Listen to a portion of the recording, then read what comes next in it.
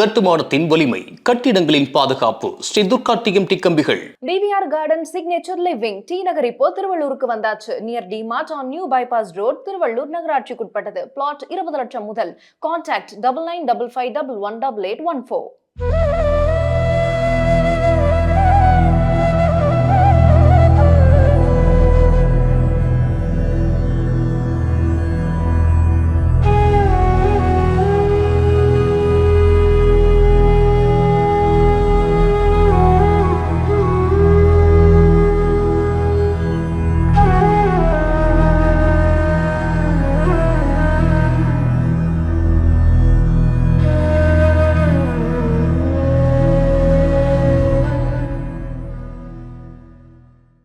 குரு பிரம்மா குரு விஷ்ணு குரு தேவோ மகேஸ்வரः குரு சாட்சாத் பரபிரம்மோ தத்மை ஸ்ரீ குருவே நமः.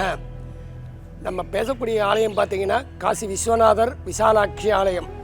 இது புதுச்சேரியிலேருந்து ஒரு 10 கிலோமீட்டர் வில்லியனூர் இருக்குது. வில்லியனூருக்கு அடுத்த மாதிரி உதயம்பட்டுன்ற ஊர் இருக்குது. அந்த உதயம்பட்டுலேருந்து இந்த ஆலயம் இங்கே இருக்கிற ஆலயம்.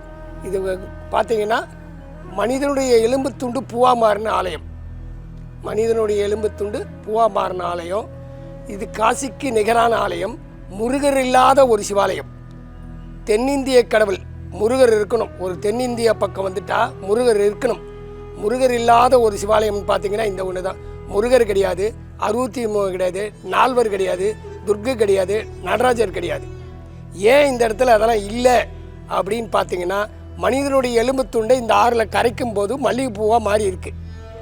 இந்த இடத்துல வந்து காரியங்கள், அதாவது இறந்தவருடைய ஆத்மாவை சாந்தி ஆகிறதுக்காக செய்யக்கூடிய இடம் இது. அந்த இடத்துல முருகர் இருக்கக்கூடாது.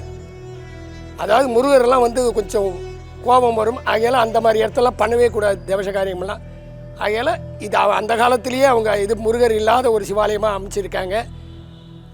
சுவாமியுடைய அமைப்பை பார்த்தீங்கன்னா 2 பாகம். ஒரு சிவனை உருவாக்கணும்னா 3 பாகமாக செஞ்சு செய்யணும். இது 2 பாகத்தால் செய்யப்பட்டது. பிம்பம் மட்டும்தான் பிரதிஷ்டை, அதுவும் நாசிலோட வயிற்று பகுதி வரல தான் உள்ளே போகும், ஃபவுண்டேஷன் வரல வராது. 2 பகுதியாக இருக்கக்கூடிய சிவபெருமான். உளிப்படாத லிங்கம், அந்த தலை வடிவம் இருக்க அந்த பானம், அது வந்து காசியில் தொண்டைமான் ராஜா காலத்துலேருந்து எடுத்துன்னு வந்து இங்கே பிரதிஷ்டை பண்ணியிருக்காங்க. எப்படின்னா தொண்டைமான் ராஜா காலம்னு பார்த்தீங்கன்னா கல்வெட்டுலாம் கிடையாது, எல்லாமே செவி வழி தான். காரணம் பார்த்தீங்கன்னா குறுநில மன்னர்கள் எல்லாம். தொண்டைமான் பார்த்தீங்கன்னா எல்லாருமே குறுநில மன்னர்கள், பேரரசர் கிடையாது. அப்படி பெருசாக ஏதாவது செய்யணும்னா அவங்கக்கிட்ட பர்மிஷன் வாங்கி தான் பண்ணணும். பேரரசர்கிட்ட பர்மிஷன் வாங்கி தான் பண்ணணும். இவங்களுக்கு அந்த அளவுக்கு கைவச்சு கிடையாது. ஒரு 10 கிராமத்துக்கு கூட ஒரு தொண்டைமான் இருக்காங்க. பாண்டிச்சேரியினுடைய பேரை கேட்டிங்கனாலே தொண்டைமான் நகராக தான் இருந்திருக்குது. அதுக்கப்புறம் கொஞ்சம் கொஞ்சமாக எல்லாமே மாறி வந்திருக்கு. இது அந்த தொண்டைமான் ராஜா காலத்தில் அவருடைய அரச சபையில் ஒரு பிராமணன் வேலை செஞ்சுட்டு ஆலோசகராக அவர் காசிக்கு போகணுன்ற எண்ணத்தில் இருக்கார். ஆனால் போக முடியல, காலமாகிற ஸ்டேஜ் வந்துடுது. காலமாகறதுக்கு முன்னாடி ராஜா கிட்ட சொல்கிறார், ஐயா என்னால் போக முடியல, என்னுடைய அஸ்தியாவது கொண்டு போய் கரைச்சிருங்கன்னு சொல்கிறாரு. அந்த அஸ்தியை கரைக்கிறதுக்காக அந்த காலமான பிறகு அந்த அஸ்தியை எடுத்துக்கிட்டு ராஜா இந்த பக்கம் வரும்போது இந்த இடத்துல வந்து இரவாகி போகுது. இதுக்கப்புறம் போக முடியாதுன்ற சூழ்நிலை வரும்போது இந்த இடத்துல எல்லாமே தங்கிடுறாங்க. தங்கின பிறகு அந்த அஸ்தியில் இருக்கக்கூடிய அந்த பானையில் இருக்கக்கூடிய அஸ்தி பூவாக இருக்குது. அதை வந்து மந்திரி மட்டும் பார்க்குறாரு, ராஜா பார்க்கல. இரவில் நல்லா தூங்கத்தில் மல்லிகைப்பூ வாசனை வருது, அதை பார்க்குறாரு ராஜா. மந்திரி மட்டும் பார்க்குறாரு. அதை பார்த்த பிறகு என்னடா இது நம்ம எடுத்துன்னு இந்த பல்லா வேறு விதமாக இருக்கேன்னு பார்த்துட்டு அவர் பயத்தில் படுத்துடுறாரு. மறுநாள் காலையில் எழுந்து பார்க்கும்போது மல்லிகைப்பூ கிடையாது, எலும்பு துண்டாக இருக்குது. ராஜா கிட்ட நம்ம அவர் எழுப்பி சொல்லியிருந்தால் தப்பாக தெரிஞ்சிருக்குன்ட்டு அதோடு அவர் விட்டுடுறாரு. ஆனால் இங்கேருந்து காசிக்கு போகிறாங்க. காசியில் போய் எல்லா வேலையும் செய்கிறதுக்கு முன்னாடி எல்லாம் ரெடி பண்ணுறாங்க. அப்போ ராஜா கிட்ட மந்திரி சொல்கிறேன், நான் ஒரு இடத்துல பார்த்தேங்க, அது வந்து மல்லிகைப்பூவாக இருந்தது. ஆனால் அதுக்கப்புறம் வேறு எங்கேயும் நான் பார்க்கல. அங்கே பார்த்தேன், அது மல்லிகைப்பூ வாசனையெல்லாம் வந்து அதை பார்த்தேன். அதுக்கப்புறம் என்னால் பார்க்க முடியல, அந்த மாதிரி ஸ்டேஜ் எங்கேயும் நடக்கலை அப்படின்றார். நீ அதை என்கிட்ட சொல்லியிருந்தால் நான் அப்பயே அதை பார்த்துருப்பேன்ல, உண்மையாக பொய்யான்றது தெரிஞ்சிருக்குமில்ல, இப்போ வந்து சொல்கிறேன்னு அவங்களுக்குள்ளே வாக்குவாதம் வருது. அந்த மாதிரி வாக்குவாதம் வரும்போது அங்கேருந்து ஒரு ஆசிரியர் வாக்கு, ஒரு குழப்பமாக இருக்கிற இடத்துல ஏதோ ஒரு ஆசிரியர் இவங்களுக்கு தகுந்த மாதிரி இங்கே செய்கிறத விட அவர் அங்கேயே திருப்பி எடுத்துன்னு போய் அங்கேயே செய்யலாம் நீங்கள் அப்படின்னு ஒரு ஆசிரியர் வாக்கு கேட்குது. அந்த ஆசிரியர் வாக்கு கேட்ட உடனே குழப்பம் அவங்களுக்கு தீர்ந்து போய் இப்போ இங்கே கரைக்க வேண்டாம்னு திருப்பி மூட்டை கட்டி எடுத்து வச்சுட்டு குளிக்கிறாங்க. குளிக்கிறதுக்கு தண்ணியில் இறங்கும்போது தான் இந்த காசி விஸ்வநாதருடைய பிம்பம் பானம் வந்து அவர் கையில் வந்து கிடைக்குது. அதை எடுத்து பார்த்த உடனே சரி இதை எடுத்துன்னு போய் அங்கே பிரதர்ஷனை பண்ணிவிடுவோன்ற எண்ணத்தில் திரும்பவும் வராங்க. அது எப்போ நடக்கப்பட்ட நிகழ்ச்சின்னா மாசி மாதம் மக நட்சத்திரத்து அன்னைக்கு அந்த மாதிரி நிகழ்ச்சி நடந்திருக்குது. அதனால தான் மாசி மகம் இதுக்கு விசேஷமானது. அன்றைக்கி ஒரு நாள் எல்லா ஒரு 50 60 ஊர் 70 ஊர் சாமி இங்கே வரும். அன்றைக்கி ஒரு காலகட்டத்தில் பார்த்தீங்கன்னா ஒரு 2 லட்சம் 3 லட்சம் பேர் ஒரே நாளில் வந்துட்டு போயிடக்கூடிய இடங்கள்.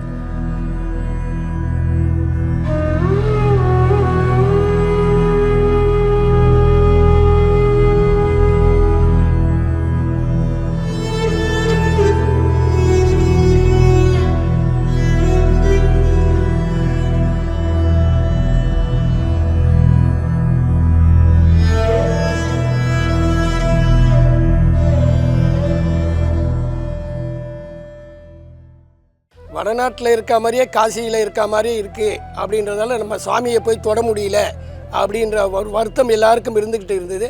அதனால் அங்கே வந்து காசியில் இருக்க மாதிரி ஜலத்திலேயே ஒரு லிங்கம் இருக்குது, அதையெல்லாம் பார்க்கலாம். அந்தந்த அன்னபூர்ணி இருக்குது, கால பைரவர் தான் இருக்குது. மற்றபடி எல்லாமே ஆர்டினரியாக இருக்கக்கூடிய இது தான்.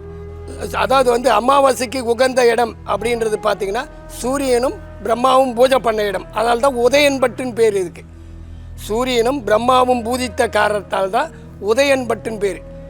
பங்குனி மாதம் 15 தேதியிலேருந்து ஒரு 20 25 தேதி வரல ஒரு 10 நாள் வரல சுவாமியுடைய சூரியனுடைய கதிர் வந்து சுவாமி மேலே நேராக டைரெக்டாக விழும்.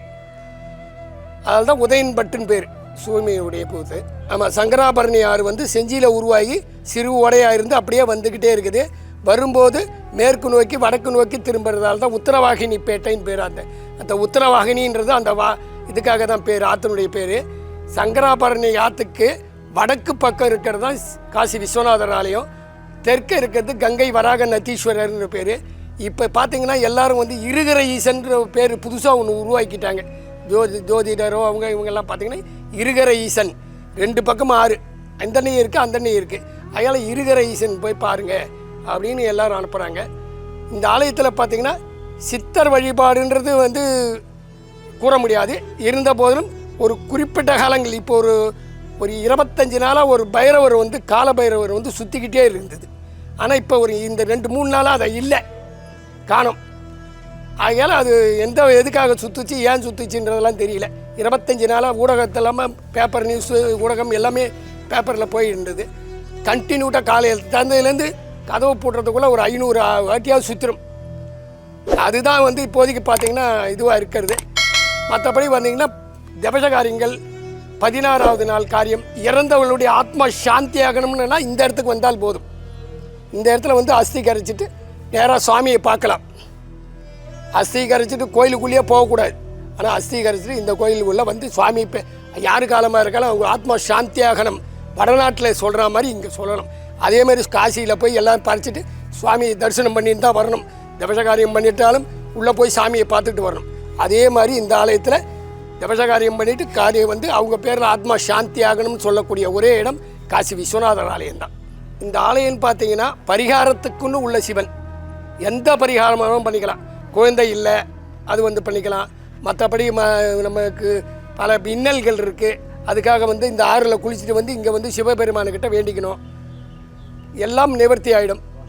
அதே மாதிரி பார்த்திங்கன்னா தோஷம் நிவர்த்தி, திருமண தடை இருந்தால் வந்து செஞ்சுக்கலாம், பித்திரு தோஷம் இருந்தால் இங்கே வந்து பண்ணிக்கலாம், அதெல்லாம் நிவர்த்தி ஆகக்கூடிய இடம் இது.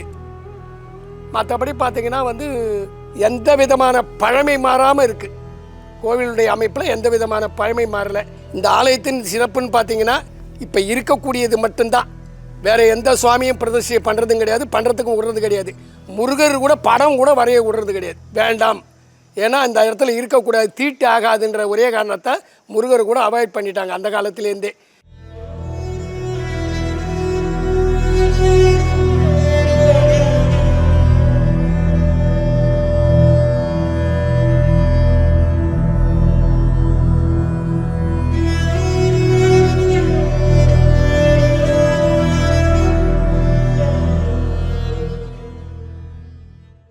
புரட்டாசி மாதம் மாலையபக்ஷம் அந்த திதியில் வந்து வருஷம் அந்த திதியில் எல்லோரும் வந்து தர்ப்பணம் பண்ணுவாங்க.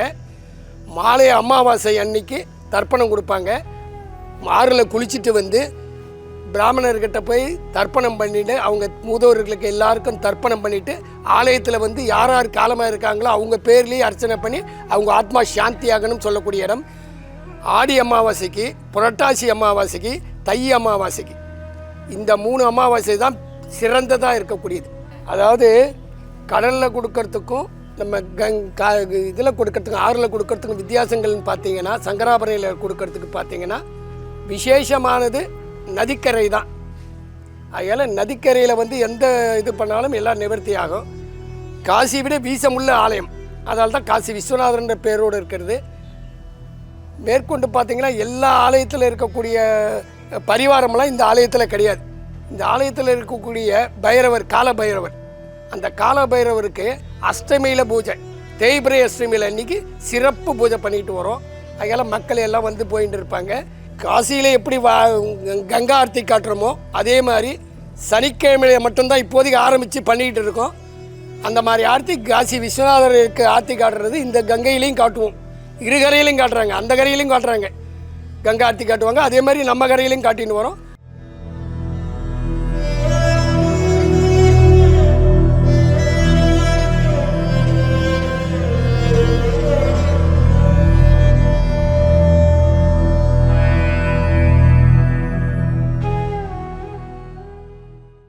உதயம்பட்டு கிராமம். நாங்கள் காசி விஸ்வநாத நகர் ஆற்று ஒட்டா இருக்குது இந்த கோயில். நாங்கள் வந்து டெய்லி வருவோம் அந்த கோயிலுக்கு வந்து சாமி தரிசனம் பண்ணுவோம். இந்த காசி விஸ்வநாத சிவனார் கோயில் வந்து தரிசனம் பண்ணாக்கா நல்லது நடக்கும். நாங்கள் டெய்லியும் வருவோம், காலையும் வருவோம், பொழுதுக்கும் ஒரு 2 வேளையும் வந்து தரிசனம் பண்ணுவோம். நினச்சதை நிறைவேறும். அதனால் நாங்கள் எந்த கோரிக்கை வச்சாலும் நாங்கள் கோயில் சுற்றி வந்தாக்கா அது 101 இதாக சுற்றுவோம், அது நிறைவேறும். எங்களுக்கு வந்து நல்லபடியாக எல்லாத்தையும் வழி காட்டுறாரு. நாங்கள் நினச்ச காரியம் நிறையாகுது. கடந்த ஒரு 4 வருஷமாக அது வந்துட்டு போயின்னு இருக்கேன் எங்கள் ரெகுலராக காசி விஸ்வநாதர் கோயில். என்ன விஷயம்னா, நமக்கு 1000 பிரச்சனை இருக்கும், ஆனால் வந்துட்டு போனாக்கா ஏதோ ஒரு ரூபத்தில் அதை சால்வ் பண்ணுறதுக்கான வழியை கொடுப்பார். எனக்கு சொல்லப்போனால் எனக்கு இல்லாத பிரச்சனை இல்லை. ஸோ வந்துட்டு போனால் நிம்மதியாகவும் இருப்பேன். 2வது நமக்கு வந்து எதனா ஒரு பெரிய பிரச்சனை இருந்தால் கூட அது ஏதோ ஒரு ரூபத்தில் நமக்கு தள்ளின்னு போய்டுறாரு. 2வது வந்தாலும் மனசு நிம்மதியாக இருக்கும். அன்றைக்கி இங்கே வந்துட்டு போனால் அன்றைக்கி நாட்கள் நல்லாயிருக்கும். எல்லா சித்தர்களுமே இந்த ஆலயத்தை பார்த்தீங்கன்னா, இந்த ஆலயத்தை சுற்றி இருக்கக்கூடியது எல்லா சித்தர்களும் பார்த்தீங்கன்னா இது சென்ட்ரலில் தான் இருக்கும்.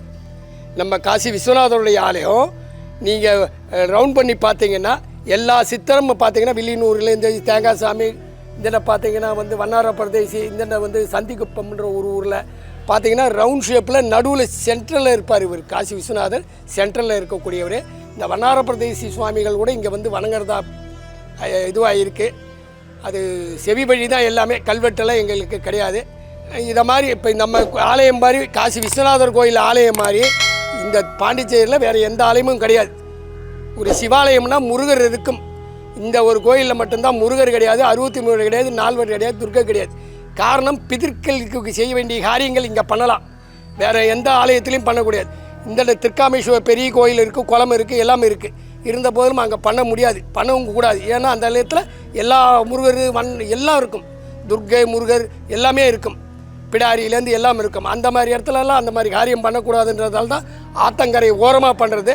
அதே மாதிரி பார்த்திங்கன்னா சிவபெருமான் நம்ம காசி விஸ்வநாதர் வந்து இந்த ஆறு ஓரமாக இருக்கக்கூடிய பார்த்திங்கன்னா அதனால தான் சங்கராபரணி ஆற்று ஓரமாக இருக்கார். வடகரையில் இருக்கக்கூடியது காசி விஸ்வநாதர் ஆலயம். இந்த மாதிரி ஆலயம் புதுச்சேரியில் வேறு எங்கேயுமே கிடையாது. புதுச்சேரியில் தென்னிந்தியாவில் முருகர் இல்லாத ஒரு சிவாலயமே கிடையாது, இந்த இடம் மட்டும்தான் இருக்குது. இந்த வீடியோ உங்களுக்கு பிடிச்சிருந்தா லைக் பண்ணுங்க, ஷேர் பண்ணுங்க, கமெண்ட் பண்ணுங்க. மறக்காம பெல் பட்டனை கிளிக் பண்ணிட்டு பக்தி கஃபே தமிழ் சேனலை சப்ஸ்கிரைப் பண்ணிடுங்க.